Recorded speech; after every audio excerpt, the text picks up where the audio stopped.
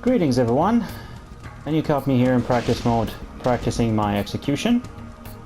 Okay, I'm not gonna pretend that I got all of that on my first take, nor will I admit how many takes it took me to actually achieve that, but none the same.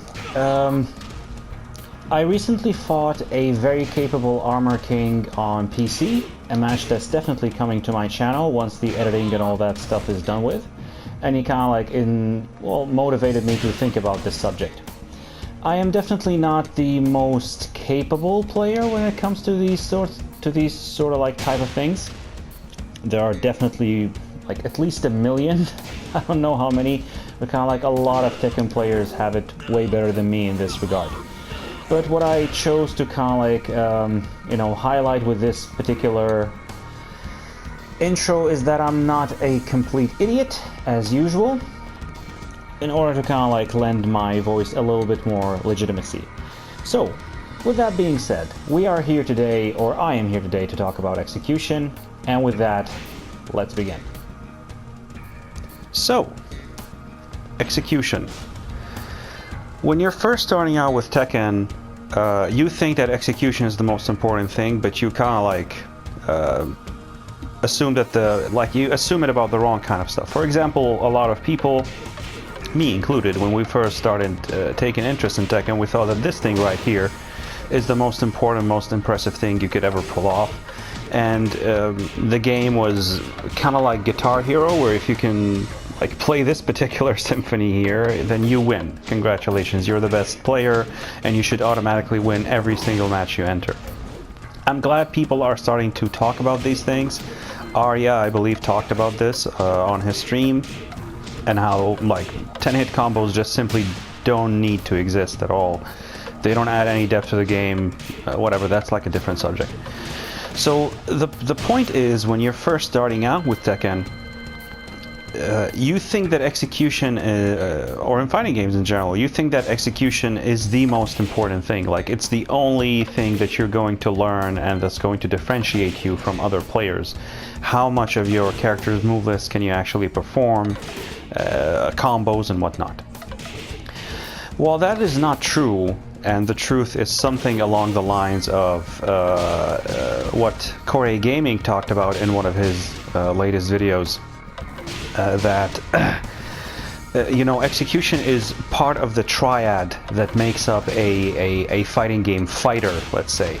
It's a bit of a philosophical kind of like division, where you could say that each and every person who plays fighting games pretty much embodies one of three archetypes, let's say, which are mind, heart, and body. The mind being the lab monster, the guy who spends most of his time in practice mode, learning all the different situations, option selects against certain strings. He tries to avoid taking mix-ups, where he can sidestep, backdash, parry, whatever, do out of them. The heart is the guy who pretty much plays by feel. He kind of like makes up for whatever he lacks by the fact that he spends most of his mental energy studying his opponent and not his character. When does my opponent like to throw? When does my opponent go for a low? When does my opponent throw out punishable stuff?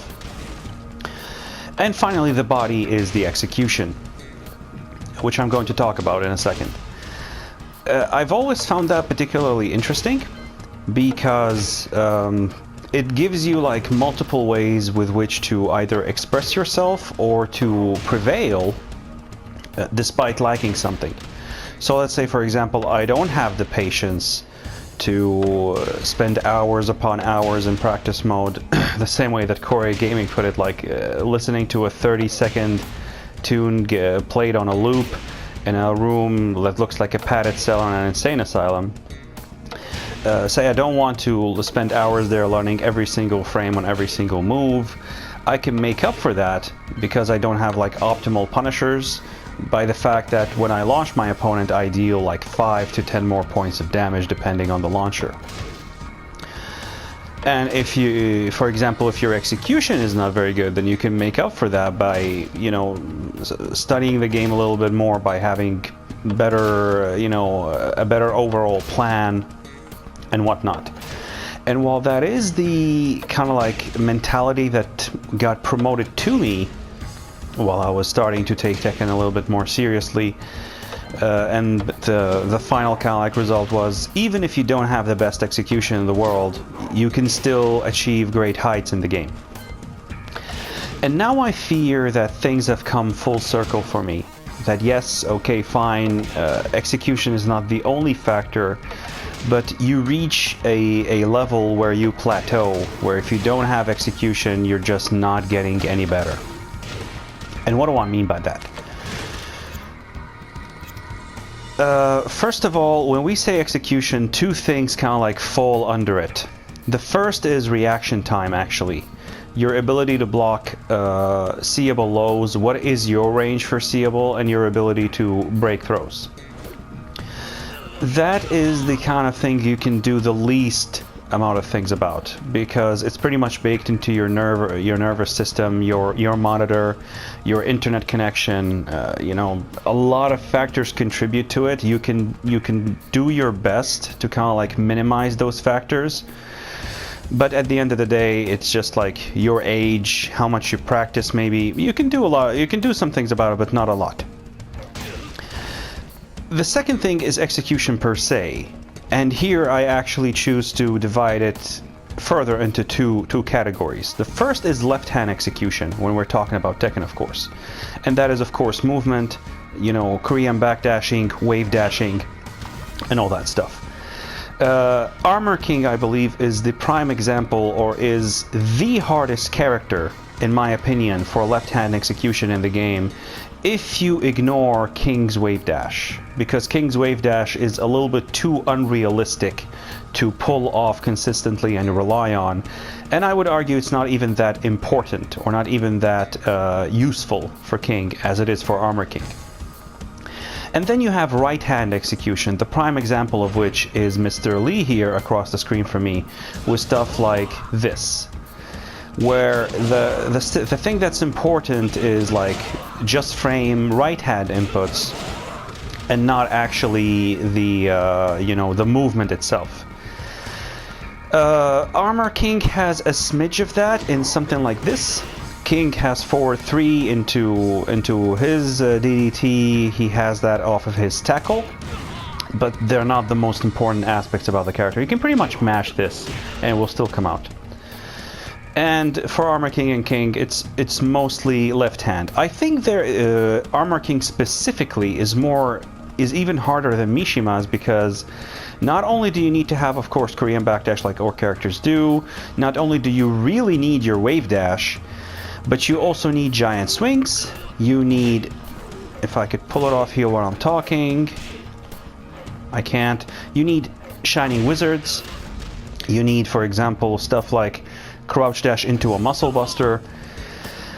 So you need techniques even more than the wave dash itself. And here, this execution itself has two applications. The first of which, and the wrong way to understand it, is that it's just a way to extend your combos. Like, for example, optimal combos for Armor King, you need to land a lariat after pretty much every launch. Hop kick, lariat. I can't pull it off, nor will I ever bother with it, because here I do have an alternative. And again, I am very grateful that Arya has started talking about these things. His opinion does carry a lot of weight in the community, I think. But here I have an alternative. If I do just this like regular mishmashy combo, I still get 62 damage. So if you risk your damage each and every time by dropping the combo immediately at the beginning, by looking for something like this, and I see JDCR do this actually in tournament, because sometimes he does something like a down forward one into a down forward one into an immediate tailspin. And the reason he didn't go for this in between is because the first down forward one was a dropped CD one. So the thing is, if you score 5 extra damage, which is like this is what you're going for by going for the hard combo. In some cases, it's something along like 10 damage, so most of the time it's going to be like 8 or 9. This is how much you're gaining. Look at it. As Aris said, make visual contact with it. Like, you can hit him with a jab, Like, there's no reason to risk your entire combo for just this damage. And suppose you do land it, suppose you're a fantastic player, you land it 9 times out of 10, and the 10th time you drop it, and you lose pretty much, you know, this much of damage. All of this. You lose 65 in one single round. And worst case scenario, your opponent actually tech rolls, hop kicks you, and gets like the damage in reverse back on you. So I don't really seek high damage combos all that much, and I do not bother that there are people out there who can land these things and get extra damage on me whenever they get a launch. That is the perfect application for execution, I think, where if you have the execution, be my guest, get extra damage in your combos.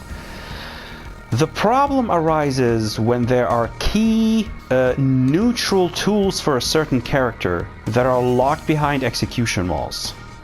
And that's going to be the point I'm going to elaborate on. So by that I mean that when you first pick a character in Tekken, you fall for, let's say, the aesthetics, the animations, the way the character sounds, the way the character feels, the way the character looks, and you don't really care too much for what is required to play said character at high enough level. But then, further down the line, if you do develop a taste for it, you realize that this character, oh, he simply does not function without electrics, he simply does not function without something like giant swings and whatnot. Whereas in combos, going for the max damage is completely optional, or not optional, it's kind of like up to you whether you know you can pull it off or not, because there is another kind of like safer alternative where you can get, you know, reasonably high damage that differs in like 8 points most of the time. And that's a good deal. Like, if you don't have execution, fine, you have something to fall back on. And you can notice that almost, I think, none of the combos kind of like suggested here in the sample combos even go for anything difficult. The problem arises, like I said, when you have neutral, vital tools locked behind execution walls. If you can't pull off electrics, you can't play a Mishima. That's just the hard truth. And that's when people who are just not hardwired for execution, or, for example, their controller doesn't allow it, that is when they start actually getting... That's when this thing costs them a lot of time and money.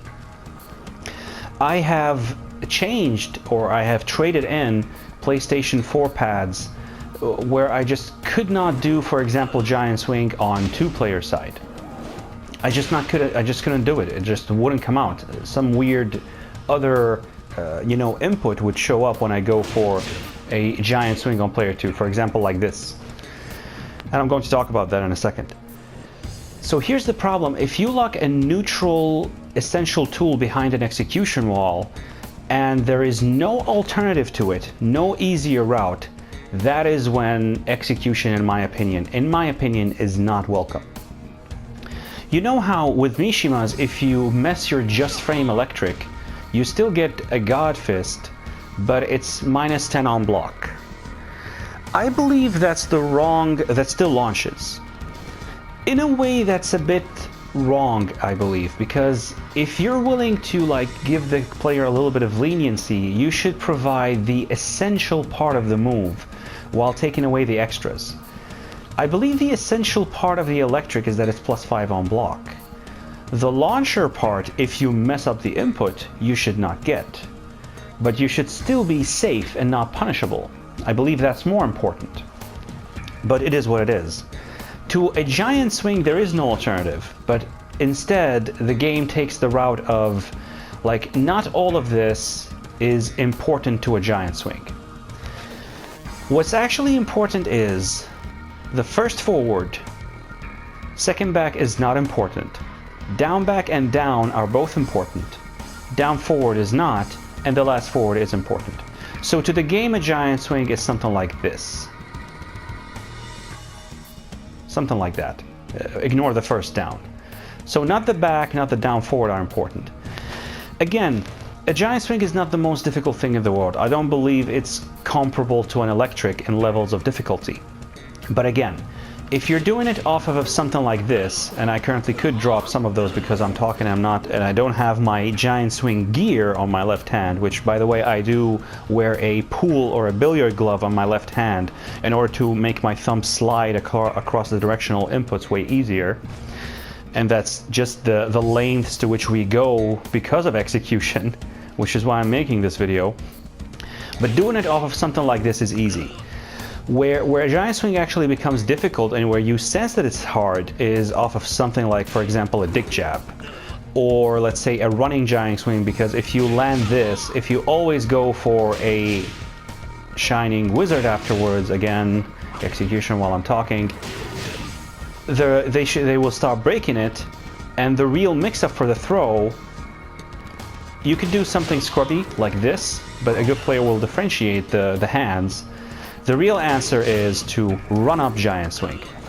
This is when you start feeling that giant swing is really challenging to pull off, when you have to do it off of not so comfortable situations like these. Not limited to, but like these. For example, let's say a crouch dash and then a giant swing. There is no alternative to it. If I mess up a giant swing, in the best case scenario, well, a messed up giant swing kind of like comes out, like the ones that I just showed. But worst case scenario, a jab or a dick jab comes out, which is okay because both of those are at least 10 frames. Worst case scenario, down forward one comes out. And that is like a world of difference between the two. My message here, before I'm not done with the video, but my message is not like remove execution entirely and give us macros on everything. No, that's not what I'm saying. But the point is, I think the game is forgiving the wrong stuff when it comes to giant swing. I don't think the inputs that the game deems unnecessary are correctly the wrong things, or like correctly the correct things. But I hope I get a bonked up giant swing soon, like this, for example. Like, there's no way you can tell me that the game doesn't understand that when I'm doing all of this showed up in the command history that I didn't mean a giant swing. Why should the game care what I mean? Because a giant swing is locked behind... Before I get to that, before I like erase this command history, just look at it. How is it even possible to go from back to down without going through down back or neutral? Like, this is just an impossible input. I have no idea how it's registering. And so I believe it's not hard for the game to kind of like understand that, okay, fine, this guy did like 90% of a giant swing, and let me tell you what I would personally do with that. But the idea behind giving a giant swing this input is that it should not be as easy to input as just a simple jab, or forward jab, or back jab, or down forward one. It should not be as easy as those. You have easy throws like this one. Okay, like this one, but I think both King and Armor King need more throws like this one in order to kind of like compete a little bit better in the neutral, but whatever, that's beside the point.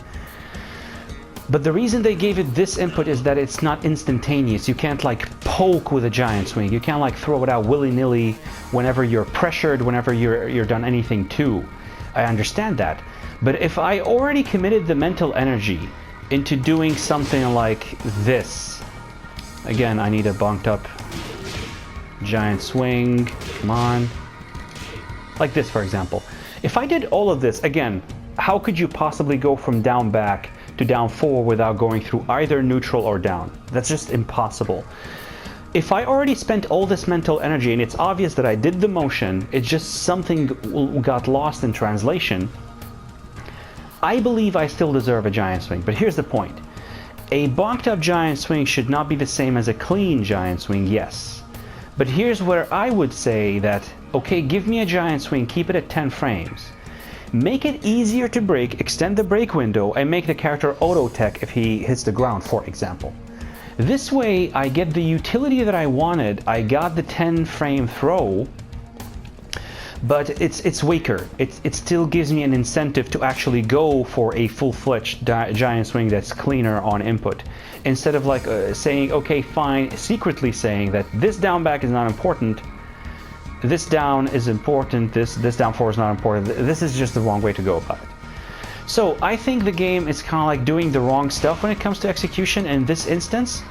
I don't think something as essential as, for example, a point-blank giant shining wizard needs to be locked behind such a huge execution wall, because if you can't do point-blank shining wizards, you can't play Armor King or King at a high enough level. You just plateau at a certain level. You just can't get any damage going. And I'm not speaking as someone who can't get them. Of course, now I'm talking and it's not coming out consistently. They will never come out super consistently, but I've been able to pull this off in matches. I've been able to fool players with it. So I say I can do Shining Wizards, I'm just getting better at them. But I don't think it's fair, because it makes the character completely unplayable at high enough level, even though you're doing the necessary motion.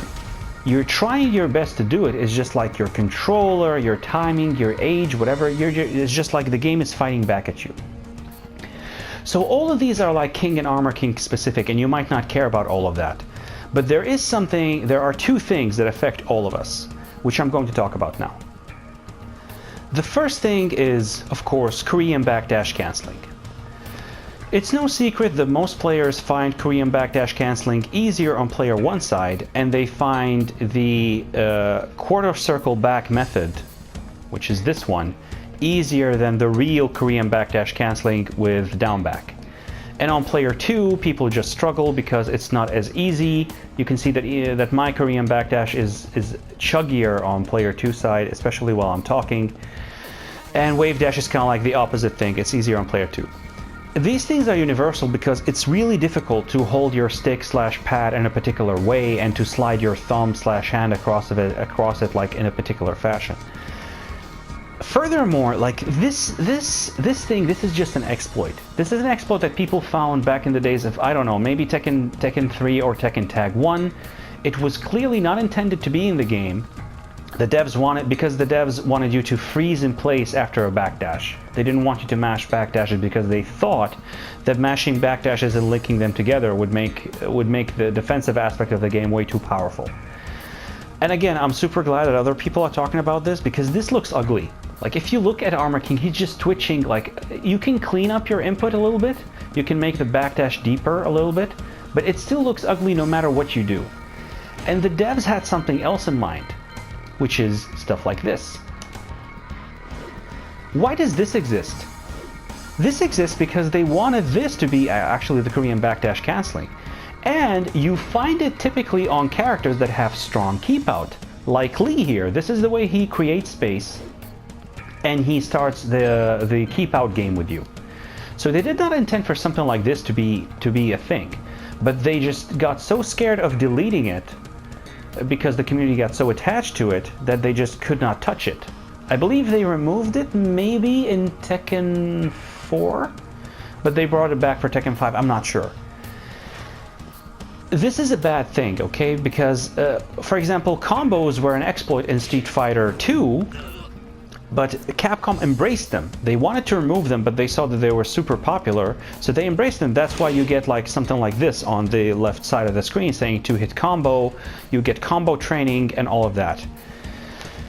A Korean backdash, you can't really coexist with it. I believe this is the reason why we don't get true kind of like Korean backdash tutorials, because the game cannot with a straight face tell you, okay, hello, this is Tekken, we have something called Korean backdash canceling, where you do back, then you cancel into down back, then you let go, then you put input back again. Like, what? Really? And I don't think that something as essential as this, because it does exist, right? I don't believe there should be no alternative to it. Like, if you're playing a backsway character, you can't even do the easy method. I don't personally, for me, the easy method is actually the harder method. I find this to be easier than doing quarter circle back. But suppose you're playing a backsway character and you actually have a quarter circle back sway, you can do it like this. So I don't think this should be a thing. What I do mean is, fine, keep this input for people who are familiar with it, but make mashing back like at least 30% as good, because currently mashing back gets you nowhere. This is way too slow compared to something like this. So I believe you should provide an alternative to all players, where if they simply mash back, they still get a backdash, albeit not as clean and not as quick. That way, again, you have an alternative to something that's essential. Like if you can't pull off, again, the lariat in your combo, just simply do this, and you still get a combo. So I really think that Korean backdash canceling should be given this alternative to all characters, and that would allow them to kind of like embrace it a little bit more and not pretend that it doesn't exist and put stuff like this instead in the game. The second thing that affects all of us, no matter who we play, is actually buffers, or lack thereof. By that I mean, in a game like Tekken, pretty much everything is buffered. You do this into, again, bonked up giant swing, into that. You don't have to time the giant swing, you just have to buffer it into the recovery of the previous move, and it just comes out. And 99% of Tekken is buffered like that. You can even button buffer. By that I mean, for example, if, for example, this combo for King is 1 + 2, 1, but if I do 1 + 2, 1 + 2, it still comes out. And this makes stuff like King's multi-throws easier, because you can just like hold down a button and press another. So these things are definitely welcome. And they make, again, because in other games, something like, for example, Mortal Kombat, there is no buffer on almost anything. For a long time, there was no buffer or anything in the game. Meaning that even if you block something punishable, for example, what is something punishable from Lee here? Let's just, for example, say a hop kick. Say you block a hop kick, you can't just like mash your punisher. You have to specifically time it when he recovers, like that, for example, but it didn't register because that was too late. So that, I believe, makes the life of anyone who plays the game completely miserable, because you have to time everything. Now, not only did your opponent throw out something punishable and you blocked it, meaning you did the correct thing, but you don't even get your reward unless you time something. I don't think that's the right approach. And that's the reason I think, like, you can't even use your frame advantage. Like, you get something that's plus, and the whole principle of plus is that, for example, your poke is uninterruptible afterwards. And you have to time it. You can't mash it. You have to time every single thing. And I'm super glad that Tekken and Soul Calibur don't have that. But because there is buffer in 90% of the game, every situation which doesn't have a buffer stands out like a sore thumb. For example, after a Shining Wizard, this has to be timed, because if I mash it here, something else comes out. If buffering is a thing in 90% of the game, and Shining Wizard is a get-in tool for King, and once I have my opponent on the ground, I get my Oki, I don't think you should be this strict, because there is no buffer out of a Shining Wizard. The other instance is, for example, Shining Torpedo at the wall. If I could... Oh, come on, Lee. Stop doing off-axis stuff. This won't work. This won't work. Why is he getting off-axis? Again, Tekken is a 3D game, everyone. Off of something like this, when they're getting up, a lot of the times you don't get anything. Again, because of the lack of buffer. And my point is, why put a buffer in 90% of your game and just deny it to certain situations? Because even here, for example, buffering works. But in other situations it doesn't. The other thing that annoys me even more is the start of the round. God, I hate this. Because at the start of the round, again, there is no buffer while the announcer is saying, no, round 2, whatever, fight. And a lot of the times I get my jab beat by a hop kick. Like, I had the right idea. I was starting the match with a simple jab, just a jab, not even a 1-2, just a 1 jab. And he did a hop kick and he beat me. Why? Because there's no buffer, and whoever kind of like wins the race to a hopkick wins. So I don't think they should have this approach to buffering. The buffering should be in everything in the game. Easy. Keep it for stuff like high execution combos, like I said, but just like remove it from those ridiculous other situations that make no sense. I don't think I should like time this and risk getting interrupted. I believe I've made my point. So the bottom line is, it is okay for execution to have a place. It definitely deserves to have a place because some people, it's their strongest suit. If they actually have execution, it's unfair to take away the advantage it gives them away from them, because I could beat them via other means if my execution is not as good. My problem becomes when execution is an all or nothing game and you either execute this super difficult thing or you get nothing. That's my problem. Make execution give you rewards, but don't make it punish you by like taking away your game plan completely if you can't do it. And that is my point. Don't make execution kind of like a wall that stops me from playing the game or playing a certain character, and always give people an alternative in case they can't pull something off consistently. An alternative that's less rewarding but not completely non-existent or not significantly worse. And that's what I wanted to say in this kind of like video, kind of like thought roundup. I'm interested to know what you guys think, if any of you are watching, that is. And yeah, I think that will do it for today's video, so I thank you all for watching. Take care and see you all next time.